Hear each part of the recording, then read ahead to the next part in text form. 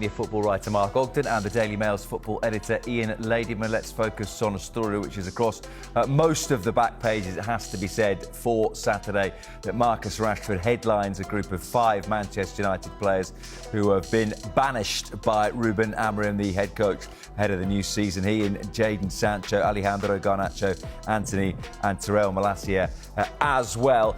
Ian Ladyman, no great surprise that any of those 5 don't have a significant future at the club, and I guess financially as well there is a reason for Ruben Amorim to want rid of them, to try and regenerate the squad and continue building his own team.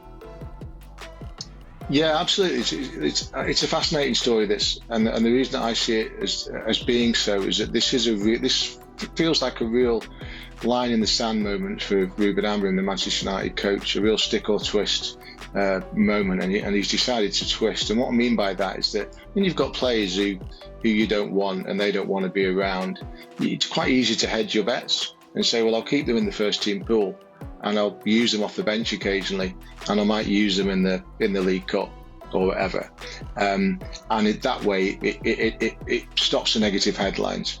It prevents that feeling of tension and unrest, and it also gives you a bit of a bigger squad, and it keeps players potentially in the shop window. They might come off the bench and score a goal for you. Amorim has obviously thought, no, it's not the way that I'm going to do this. I think this is a coach who knows that what happens in the first few months of the season will essentially, it'll give him another lease of life, or at United, or we'll bury him. Because we can't forget the way that last season went. You can't forget where they finished in the league. You can't forget what happened in the Europa League final. If United start badly this season, then that guy is under pressure and probably goes. And so he's obviously thought, if I'm going, then I'm not gonna go wondering. I'm gonna go on my terms. I'm gonna go my way. I'm gonna manage my way. These guys don't want to play for me. They tell me they don't want to play for me. They don't behave as though they want to play for me. So they're not playing for me, and they're not playing for me. No matter how badly I might need them on occasion, no matter how badly I might need a deep squad and a deep bench, they are not playing for me. This is my football club, and I will do it my way. It's brave. I admire him for it, but it also carries an element of risk. To you, Mark, what would be, do you think, the biggest motivating factor for Amorim to want rid of them? Is it that the players don't fit the system? Is it, as Ian just alluded to, that maybe the attitude is not great for some of them? Or is it that some of them are on a lot of wages and they're costing club a lot of money to do not very much? Yeah, I think it's a combination of all 3 things you mentioned there, because all players are different. But I do think that ultimately he doesn't want the distraction of being asked by people like us what's happening with Marcus Rashford. Is he going to go on the summer tour to the United States? Is Jadon Sancho going to go on the tour? Is he training with the first team? All these questions which kind of hung over Erik ten Hag last year with Sancho, that he's dealt with that. And I think it is good, strong management. I think United have backed him, but there is a downside to this, in the sense that there's 5 players there that United today have just basically cut their value, because everybody that might want to sign these players will know that they are damaged goods, and that United's valuation at 9 o'clock this morning is not the same as it is at 9 o'clock tonight, because they can't say we want X amount of pounds for Marcus Rashford when they're telling the whole world that he's not part of the plans. So they have a problem there, unless they know where these players are going. But I think it also makes it sure as well that in January, I think Marcus Rashford had a couple of options. AC Milan were interested, didn't fancy that, and he basically waited till the end of the window and signed for Aston Villa when it was clear that Barcelona didn't want him. Will Marcus Rashford be prepared to wait as long again when he knows that he's not going to kick a ball again for Man United? It might force the issue, but still I do think that United need to back this up now by getting rid of these players quickly. Otherwise they'll have a problem in August, late August, when they're still in the books, they're still paying the wages, and they can't get rid of them. So they need to move them on fast to prevent it becoming a distraction, which they've done this to avoid it becoming a distraction. That concept, or that challenge, Ian, of moving them on fast, again ties in with the finances, doesn't it? That if your option is to go somewhere else, but if you're Jadon Sancho and Marcus Rashford in particular, you might have to take a pay cut. You wonder whether you sit there for as long as possible on your 350 grand a week, or you say to Man United, well, if you want me to go, you can pay the rest of my contract, the differential between whatever my new club's going to offer me and what you're giving me now.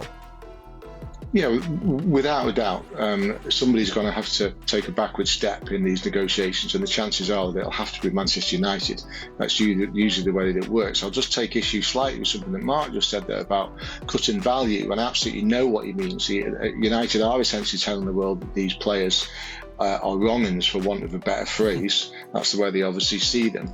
But I don't think they will sell them. I'm not sure they can sell them. I think these will, well, the majority of these will have to be loans again, because there aren't that many clubs out there who can go for a transfer fee for a player like Marcus Rashford, who earns the type of money that he earns, and go for the whole package. He's just not that valuable. So, so the chances are that some of these departures will once again be loans, and the whole merry-go-round will start again. United are going to find it desperately difficult to sell these players on the basis of the way they've played in the last couple of years, and just from a pure standpoint of pounds and pence, it does not add up.